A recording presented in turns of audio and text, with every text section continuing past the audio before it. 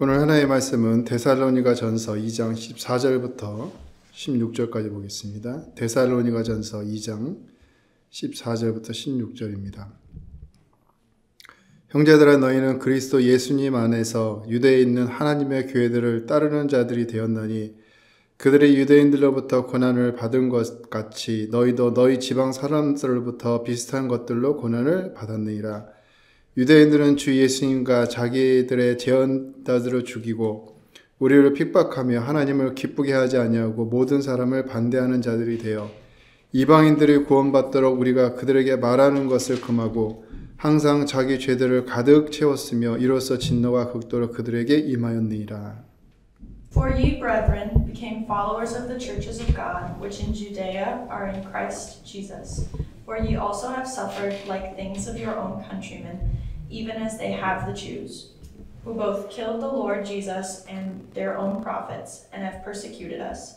And they please not God, and are contrary to all men, forbidding us to speak to the Gentiles, that they might be saved, to fill up their sins away, for the wrath is come upon them to the uttermost.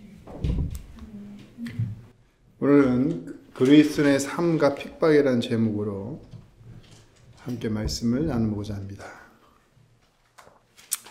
이 핍박이라는 단어가 우리 현재 이 시대를 살고 있는 우리에게는 별로 와닿지가 않아요. 사실 그죠? 우리가 뭐 핍박받는 데도 없고 핍박을 당한 기억도 뭐 별로 없을 것이고, 그러나 우리만 그렇지 또 지구촌 곳곳에서 나라가 공산주의라 예수님 믿는 이유 때문에 핍박을 받는 사람들도 많고, 또 나라가 전쟁 중이라 또 전쟁 중이기 때문에 또 그리스도인들 핍박하는 그런 곳도 있습니다. 미국 안에서도 아마도 우리는 모르지만 알게 모르게 핍박받는 그런 크리스천들도 있을 것이고, 또 가정 내에서도 예수님 믿는 사람과 예수님 안 믿는 사람, 예수님 믿는 사람과 또 타 종교를 갖고 있는 사람 때문에 핍박을 당할 수도 있습니다. 이게 핍박받는다 하는 것은 참 어려운 문제예요. 왜냐하면 고통당하는 거잖아요. 핍박이라는 건 고통이거든요. 그 고통을 당하는 건 인간이 살아가면서 그거는 극심한 스트레스를 받는 것이고, 그 고통이 빨리 속히 떠나가기를 바라는 건 인간의 본성이고 본능이다 하는 것입니다. 그러나 이제 앞으로 우리가 살아갈 이 시대도 어떻게 될지는 모르겠습니다. 분명한 것은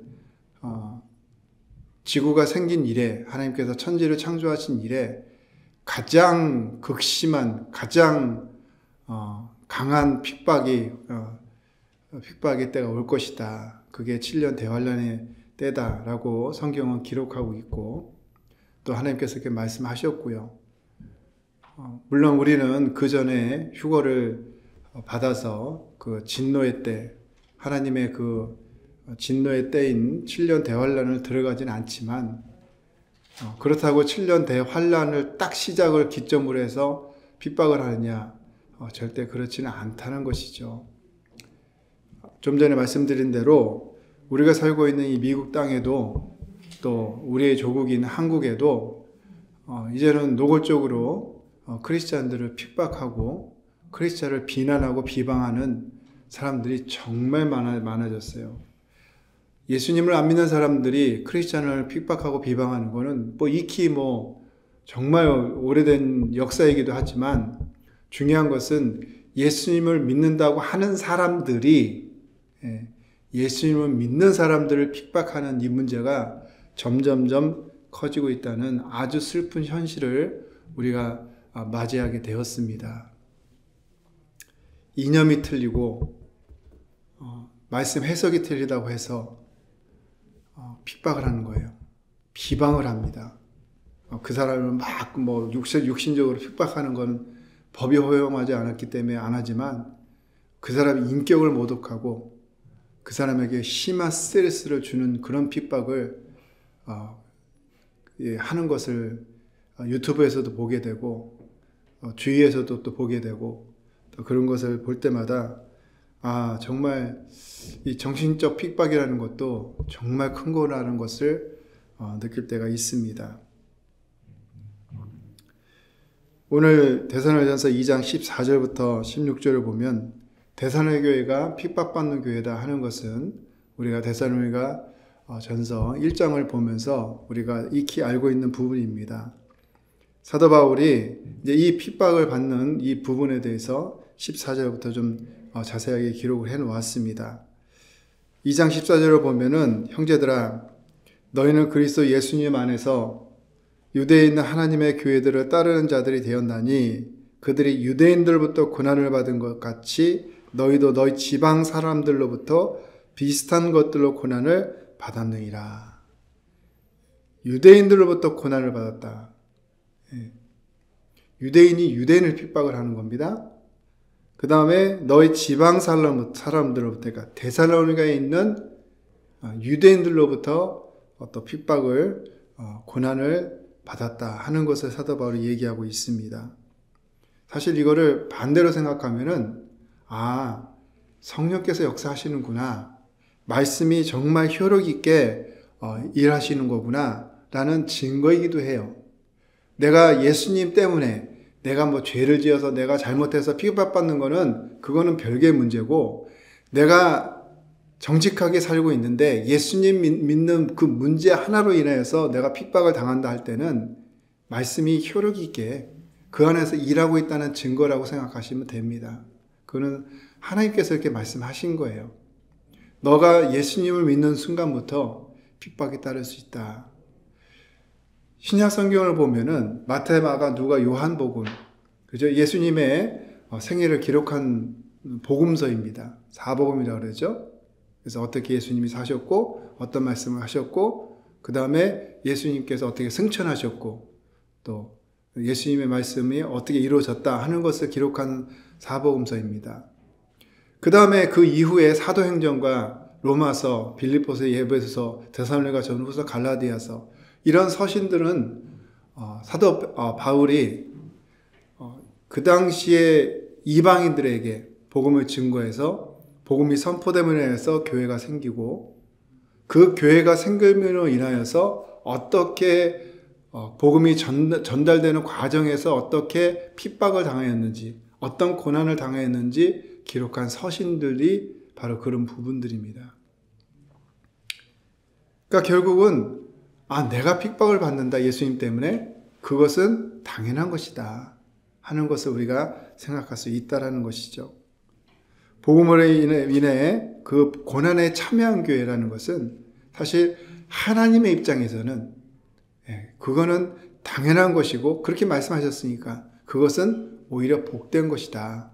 너희가 그 고난으로 인하여서 너희가 그 핍박으로 인하여서 내가 보상하마 하나님께서 약속하신 말씀 중에 하나가 그겁니다. 그래서 때로는 그걸로 인해서 순교당하는 순교자들이 생겼잖아요. 기독교 역사를 보면. 그래서 복음으로 인해서 순교한 그 순교의 피가 천국에 가면은 예수님 심판대 앞에 가면은 그게 가장 큰 상급이 아닐까 그렇게 생각을 합니다. 죽는 거잖아요. 예수님 때문에. 가장 큰 상급을 얻는 거예요. 그게. 그래서 디모데후서 3장 12절에 보면 참으로 그리스도 예수님 안에서 하나님의 뜻대로 살고자 하는 모든 자는 핍박을 받을 터이니라. 하나님의 뜻대로 살고자 하는 모든 사람들은 핍박을 받는다. 아주 정말 클리어하게 하나님께서 말씀해 주신 겁니다. 그러니까 핍박, 예수님을 믿는 그 순간부터 핍박은 당연한 것이다. 근데 우리는 이제 그런 시대를 살고 있지 않았고 이게 와닿지 않을 수도 있는데 만약에 이 말씀을 듣는 현재 예수님 때문에 고난을 당하는 사람들은 이 말씀을 듣는 그런 분들은 그것이 당연한 것이다라는 것을 우리가 알아야 된다는 것이죠. 그래서 이 당시에 유대인들은 팔레스타인에서는 직접 박해를 하고 지금도 이스라엘과 지금 헤즈볼라가 지금 싸우잖아요. 어제 뉴스에 보니까 대대적인 또 공습으로 인해서 그 헤즈볼라에 또 누가 또 죽었다고 그러더라고요. 가장 그 리더라고 하나? 아무튼 거기 저기에는 자막에는 그게 안 나왔는데 최고의 지도자라고는 안 나왔는데 아무튼 중요한 사람이 거기 사망했다 이렇게 자막에 나온 것을 봤어요. 그러니까 지금 거기는 난리가 난 거예요, 지금.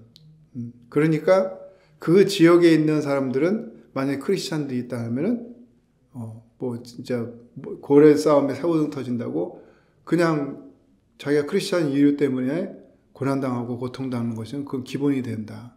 유대인과 이방인들이 싸우는 거잖아요. 그러니까 얼마나 격렬하겠어요. 그러니까 유대인하고 비슷한 게 어느 종교예요? 기독교야.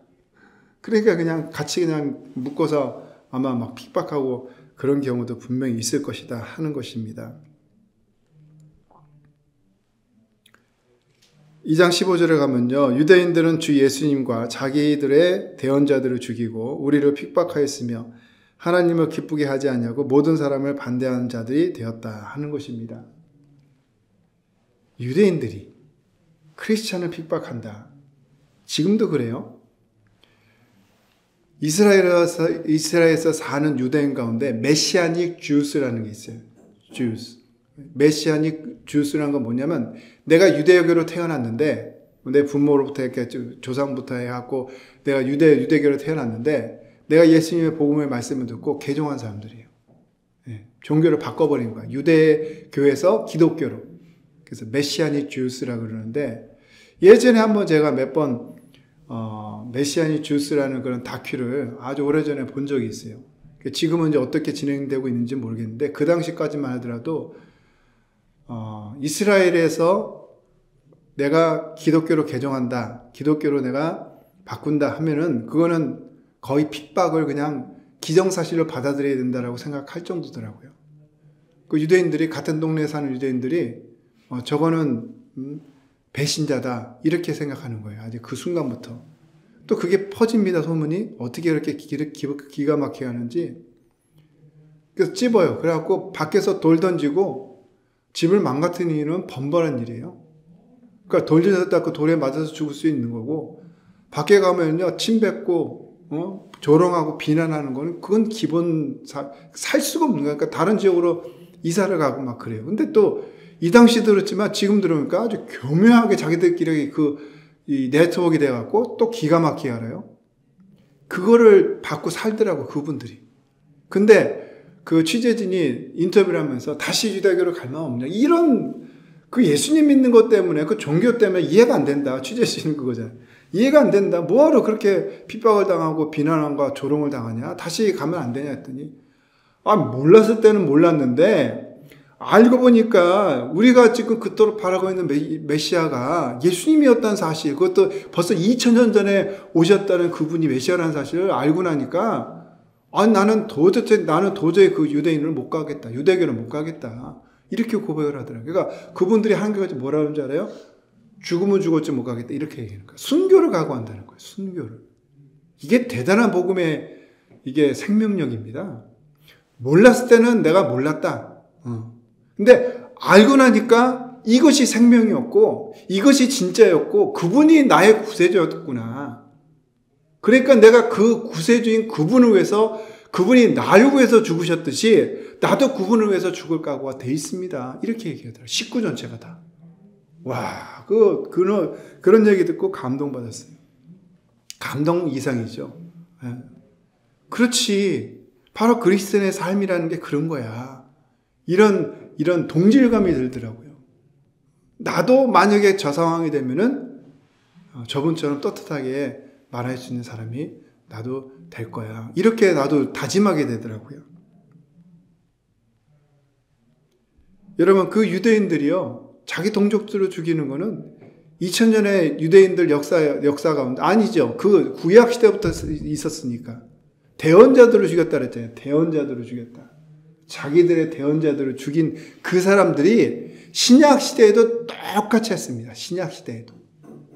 결국은 누구까지 죽였어요? 예수님까지. 자기네가 바라고 메시아에 어서 옵시어서라고 그렇게 구름 타고 오시는 메시아만 바라보고 있던 그 메시아가 오셨는데도 결국은 알아보지 못하고 그 예수님을 십자가에 못 박혀 죽였다. 그 말씀을 하고 있는 겁니다.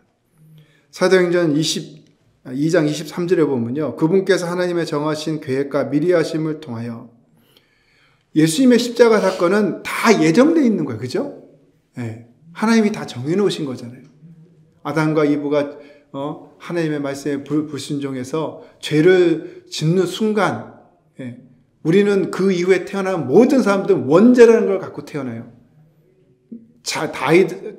자의가 없어요. 모든 사람들은 나는 원치 않는데 내가 왜 원죄가 있어? 이렇게 나는 없어? 라고 막 주장하고 반항을 하더라도 할 수 없는 거예요. 시스템이 그렇게 돼버린 거예요. 아담과 하와 이후는 모든 사람들이 원죄를 갖고 태어나는 거예요. 이 원죄 때문에 해결할 수 있는 방법은 딱 하나입니다. 예수님, 십자가, 피 흘리심, 죽음 당하심. 그 하나의 키 외에는 방법이 없으니까 그거를 그때 하나님께서 딱 다부터 정해 놓으신 거다. 그래서 구원하시고 해서 그 미래하심, 계획하심, 이걸 다 정해 놓으셨다. 그리고 결국 그 하나님의 계획이 4,000년 후에 이루어졌잖아요. 예수님이 이 땅에 오셔서. 넘겨주셨죠? 너희가 그분을 붙잡아 사악한 손으로 십자가에 못 박아 죽였다. 그 사악한 손으로 죽였다. 근데 그거를 지금까지도 인정하지 않고 있어요. 우리가 잘못했다 하는 것을 인정하지 않고 있어요. 그건 당연한 거야. 그건 맞는 거야. 그 유대인들이 지금도 그렇게 주장하고 계속해서 하늘 보고 있는 거예요. 구름 타고 오실 구세주 메시아가 오실 것이다. 이미 2000년 전에 오셨는데. 결국은 이런 문제 때문에 계속 유대인을 핍박한다. 유대인 크리스천을 핍박한다. 같은 종족인데도 불구하고. 그래서 그들은 하나님을 기쁘게 하지 않는다라고 사도 바울은 얘기하고 있는 거예요. 그건 하나님께서 기뻐하시는 게 아니다. 그래서 로마서 10장 2절에 보면요. 내가 그들에 대해 증언하노니 그들이 하나님께 대한 열심은 있으나 지식에 따른 것이 아니니라. 그들이 하나님의 의를 알지 못하여 자기 자신의 의를 세우려고 다니면서 하나님의 의에 복종하지 아니하였느니라. 이거 정말 중요한 말씀입니다. 요즘 이런 사람들이 너무 많아요. 이거는 지금 유대인이 유대인을 얘기하고 있는 거지만 이게 지금 우리들한테 그대로 적용되고 있는 거예요. 하나님에 대한 열심이 있으나 지식에 따른 것이 아니다. 말씀에 따른 것이 아니다라는 거예요. 유대인들이 얼마나 하나님에 대한 열심이 있어요? 지금 전 세계 가운데 내가 크리스찬입니다 라고 하는 사람 가운데 그런 사람이 있어요. 또 열심히 믿는다고 해요. 교회 생활합니다. 근데 하나님에 대한 지식에 따른 것이 아닌 사람들이 너무 많아져 버렸어요. 그러면서 뭐라고 했어요? 여기에 그들이 하나님의 의를 알지 못한다. 이게 중요한 거야. 알지 못한다는 거예요. 의를. 여러분 내가 한번 질문해 볼까요? 하나님의 의가 뭡니까? 굉장히 어려워요. 영어로도 righteousness of God. 하나님의 의. Do you know righteousness of God? 이러면요. 그게 이거지라고 막 그냥 대답하는 사람은 거의 없을걸요? 드물걸요? 한국말로도 하나님의 의가 뭔가요? 라고 묻잖아요? 이런 사람들이 많을걸요? 여러분 지금 마음속으로 한번 대답해 보세요. 하나님의 의가 뭡니까? Do you know 하나님의 의? Righteousness of God? 네. 여러분 하나님의 의라는 거는요. 말씀으로 우리에게 주신 그죠? 이게 의야, 이거야 라고 말씀하신 그 모든 것이 하나님의 의입니다.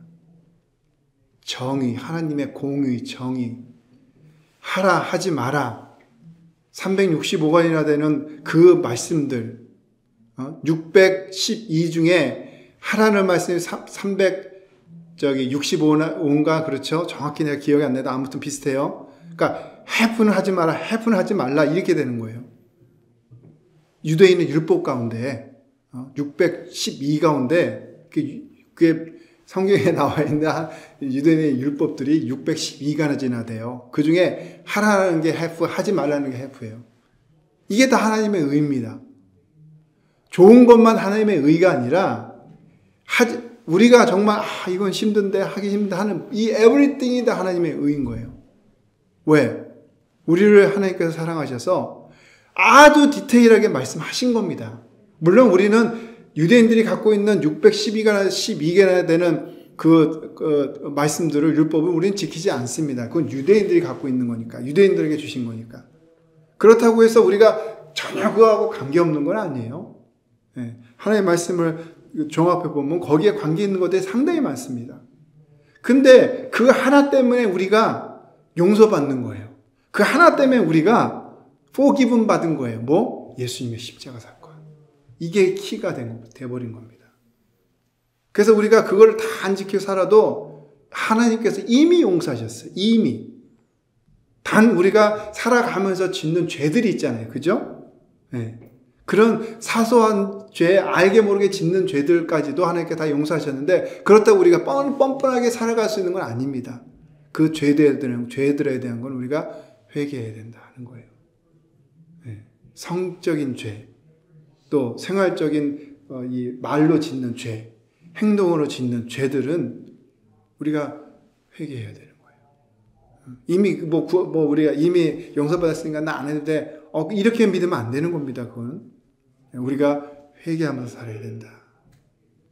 그러면 하나님께서 뭐래요? 이놈아, 내가 뭐라 그랬니? 또 하나님께 용서해 주세요. 이런 시스템이 계속 이어진다 하는 거예요. 우리 죽는 날까지.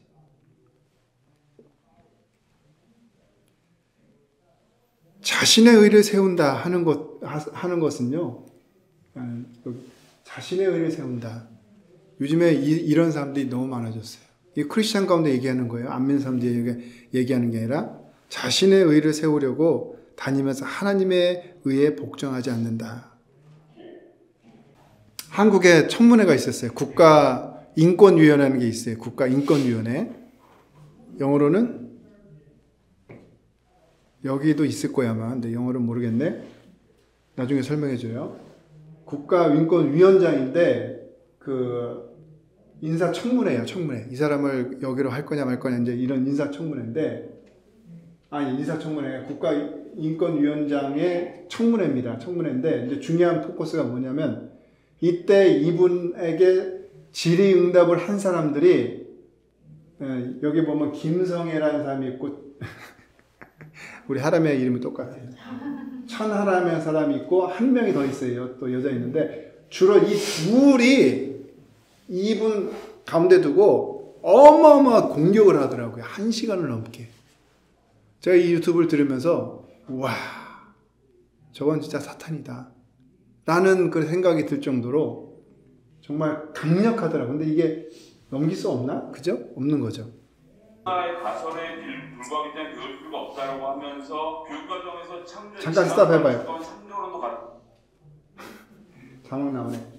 강연에서 진화론은 하나의 기설에 불과하기 때문에 배울 필요가 없다라고 하면서 교육과정에 진화론을 가르칠 거면 창조론을 가르쳐야 된다. 이 신앙을 반박을 하는데, 조금 이제 해봐요.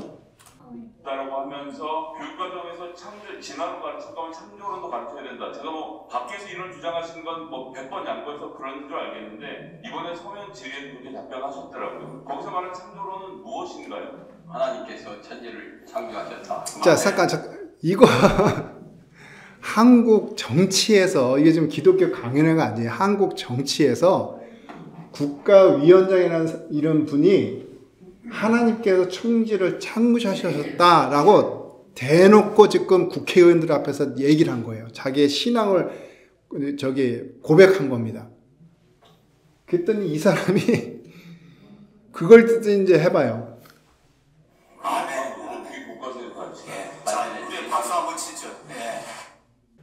이런 식으로 됐어요. 그랬더니 이 사람하고 아까 이제 그 김성애 천하람의 이 사람이 이제 나중에 여러분들 유튜브 가서 제가 한번 간톡으로 올린 적이 있어요. 그거 보신 분들 있으면 제가 알 텐데, 뭐 테러 분자다. 나는 진화론을 믿는다. 왜 교과서를 이렇게 가르치니까 이 사람들이 누구냐면은 신학교를 다니고 목사의 아들이고 전도사 출신이에요. 이분들이 자기 크리스찬이래. 대놓고 나도 크리스찬인데 자기는 그거 안 믿는다. 이렇게 얘기합니다. 국회의원 청문회에서. 크리스찬이, 자칭 크리스찬이라고 하는 사람이 크리스찬한테 지금 공격하는 거예요. 창조론인이, 진화론인이 그 사람이 당신이 신앙이 이게 국가위원장으로서 그게 말이 되냐 막 이렇게 막 공격을 하는 거예요. 그랬더니 이 사람이 끝까지 나는 하나님을 믿는다. 나는 그분의 말씀을 믿고 그분을 따르는 거다. 이게 지금 기독교 청문회가 아닌데도 불구하고 막 그냥 결국은 지금 이분 계속 활동하고 있어요. 국가위원장으로. 네. 와, 내가 이걸 보면서 막 그냥 피가 거꾸로 올라가더라고요. 다른 놈들이 하는 게 아니라 그러니까 옆에서도 막 그냥 공격을 하는 거예요. 기독교인을 하는 거네. 저거 잘못된 거였어? 그냥 더 막 공격을 하는 거예요. 아주 그냥 무슨 뭐 잡아먹듯이 하더라고요. 막 근데 그거 듣잖아요. 막 피가 거꾸로 올라가는 거예요, 진짜. 이야, 이게 지금 한국 현실이구나. 정치 현실이고, 그 다음에 이게 기독교 현실이구나. 이게 말이 지금 청문회하고 말이 이거지. 만약에 이게 지금 다른 석상에서 그랬다면 저거 완전 진짜 세상 말로 칼부림 나겠구나. 그 생각이 들 정도라니까요. 이게 현실입니다. 우리 시대 현실이 돼버린 거예요, 지금. 예전에는 이런 데서 볼 수가 없었어. 근데 이게 지금 나오고 있는 이 현실입니다. 지금 미국도요, 지금 대통령 선거 때문에 지금, 트럼프 후보가 기독교 크리스찬들 표 끌어들이려고 막 그쪽은 하잖아요. 근데 이 해리스라는 이 사람은 그쪽 반대잖아요. 이게 아주 교묘하게 하더라고요. 아주 유세 저기를. 이게 지금 그렇게 되고 있는 현실이다 하는 겁니다. 그러니 우리가 정말 이제 이 시대에 잘 구별하면서 이런 것들은 우리가 딱 머릿속에 담아둬야 됩니다. 그래서 하나님의 말씀으로 살아야 되는 게 뭐구나. 자신의 의를 세우려고 하나님의 의에 복종하지 않는구나. 이 말씀이 정말 우리 시대에 이게 지금 적용되는구나. 이런 것을 우리가 알아야 된다는 것을 꼭 기억을 하셔야 됩니다. 모든 사람을 반대합니다. 이런 사람들은. 근데 자기가 크리스찬이래. 자기가 기독교인이래. 그건 아니죠. 착각하고 있는 거예요. 지금 대단히 착각하고 있는 거예요. 마귀가 이 사람을 통해서 역사를 하는 겁니다. 왜냐? 가장 강력한 무기가 되는 거니까. 나도 크리스찬이지만 내가 그걸 압니다 할 때는 안 믿는 사람 입장에서는 그런 거야? 이렇게 되는 거예요. 저 사람은 자기의 그 말과 그거를 책임져야 될 것이에요. 나중에 흰 보좌 왕자 하나님의 그 심판사 앞에서 그 말에 분명히 책임을 져요. 그 전에 만약에 회개했다면 말할 수 없는 거지만 회개 않고 이 사람이 만약에 죽는다면은 가장 무서운 심판을 받는 것 중에 하나다 하는 겁니다. 왜냐하면 이 여파가 엄청난 거잖아요. 요즘에 또 유튜브라는 게 있어서 그냥 복음을 방해하는 거가 돼버리는 거예요, 저게. 그럼에도 불구하고 하나님께서는요, 이스라엘이 세상이 복이 되도록 부르셨습니다. 유대인이 유대인을 핍박하는데도 하나님께서는 그렇게 시스템을 만들어 놨어요. 유대인들이 세상에 복이 될 것이다. 그래서 창세기 12장 1절에 보면요. 그런데 전에 주께서 아브라함에게 이르시되 너는 내 고향과 친족과 아버지 집에서 나와 내가 내게 보여줄 땅으로 가라. 내가 너로부터 큰 민족을 만들고 내게 복을 주어 내 이름을 크게 하리니 내가 복이 되리라. 그대로 됐죠? 창세기 12장에 하나님께서 말씀하신 건데 이후의 역사를 보면 그대로 됐습니다. 너를 축복하는 자들에게는 내가 복을 주고 너를 저주하는 자에게는 저주를 내리니 내 안에서 땅의 모든 가족들이 복을 받으리라. 그대로 돼버렸어요. 그래서 지구상에 가장 복을 많이 받은 민족이다 누구다 하면요, 당연 유대인이 나오는 거예요. 전 세계에 몇 퍼센트를 경제를 오락가락치고 있는 게 유대인들이다. 예전에 한번 했었죠? 꽤 많은 경제를 오락가락하는 게 다 유대인들이에요. 경제, 정치, 문화 이 세 개를 다 거의 이분들이 주무른다 할 정도입니다. 그러니까 결국 이 말씀이 다 이루어졌죠? 또 이루어지고 있는 중이죠? 이런 부분들을 꼭 기억을 해야 돼요. 그래서 하나님의 계획을 알지 못해서 또 자기 조상들의 그런 걸 계속 따라가서 또 하나님의 의를 알지 못해서 계속 핍박을 하는 것이다. 유대인이 유대인뿐만 아니라 크리스찬이 크리스찬을 핍박하는 케이스도 거기에 포함이 되는 것입니다. 그래서 오늘 데살로니가서 2장 16절에 보면요, 이방인들이 구원받도록 우리가 그들에게 말하는 것을 금하고 항상 자기 죄들을 가득 채웠나니 이로써 진노가 극도 그들에게 임하였느니라. 예. 이방인들 구원을 받지 못하도록 막는 자들이 된 게 유대인들이잖아요. 결국 뭐라 그랬어요 여기에? 예. 자기 죄들을 가득 채웠다 그랬어요. 아까 그 사람도 마찬가지입니다. 지금 자기 죄를 가득 채우고 있는 중이에요. 예.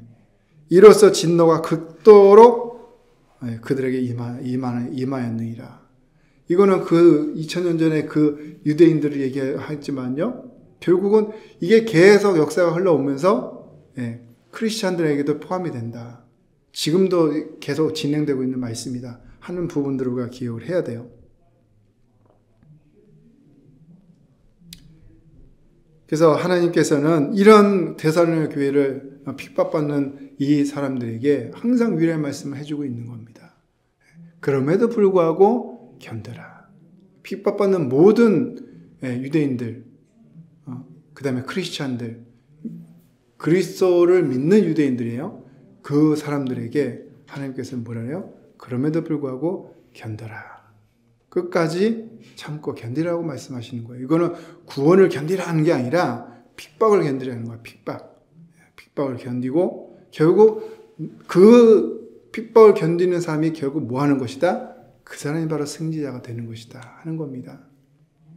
어제도 우리가 달리기를 했지만 끝까지 해프까지 5K까지 뛰는 사람들 보면 그 사람이 진정한 다 승리자예요. 그 사람이 1등이야. 나는 끝에 우리 집에 갈 때까지도 이렇게 보면 들어오는 사람이 있는데 그 모습을 보면요, 그 피니시 라인에 딱 들어보면요, 다 해피하게 들어가요. 뭐 얼굴은 다 힘들고 목 저기 하지만 우리가 다 지금 달리기 하고 있으니까 알잖아요. 내가 했어. 뭐 기록 I don't care. 끝까지 했을 때 피니시까지 딱 들어왔을 때 내가 했어. 이겁니다. 했어. 우리가 핍박을 당하고 우리의 삶이 이제 끝까지 우리 죽는 날까지 아니 휴거되는 날까지 딱 한 그 순간이 피니시 라인입니다. 그럴 때 우리는 뭘로 갈 수 있어요? 했어. 해냈어. 내가 끝까지 우리 주님 사랑하고 하나님의 말씀 따르고 내가 이 세상에 원 없이 사랑하고 원 없이 내가 살았다. 주님 감사합니다 라고 갈 수 있는 그런 성도가 되어야 된다는 것입니다. 기도하시겠습니다.